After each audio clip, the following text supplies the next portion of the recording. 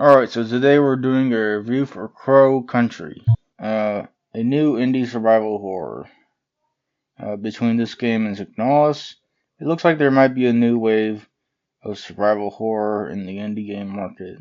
If Signalis is the Silent Hill of its generation, this is the Resident Evil.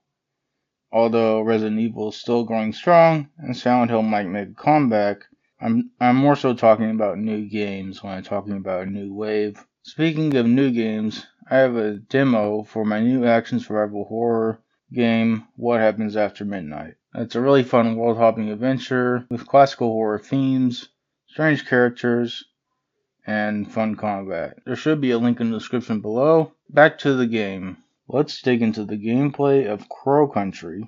I initially thought this was a twin-stick shooter like Signalis, but you actually have the free ability to walk wherever and rotate the camera wherever, just from a top-down perspective.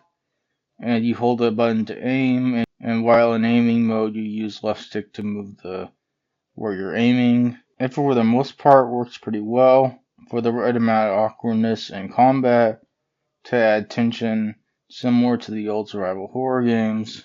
That being said, the aim speed can be a bit too slow when the enemies are close, at base sensitivity that is. There is a good selection of weapons that feel good to use. The enemy variety gameplay wise isn't great, with mostly only speed and health differences, but the game's short enough that it doesn't matter too much. Also, there are a lot of traps / hazards, some of which can be used against the enemies, that are fun and add a fair bit to the gameplay. As in any good survival horror, there is a satisfying series of locks and keys spread across the map. The puzzles are fairly good, and interestingly, some of them use the gun, which is a fun idea, and you're usually given the ammo for it, by the way.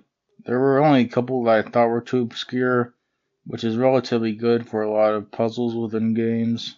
There is also a fair bit of well done, good jump scares, and creepy moments. The story's good with fun, cheesy dialogue and likable characters, especially Mara, the main character. She has some funny moments, especially when she's personifying different things in her head. There's also an interesting world and lore. Some people say the ending's really good. It is good. I just didn't find it as mind-blowing as everyone else seemed to.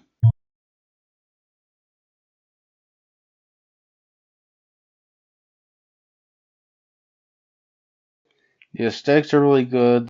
The small amusement park is a really good setting. The retro PS1 visuals feel authentic and look good. The deep saturated colors with colorful yet dark color schemes work really well. The aesthetic creature design is very good. They're nice and disturbing and have a lot of variety. Silver. The music is very good with a good mystery horror feel.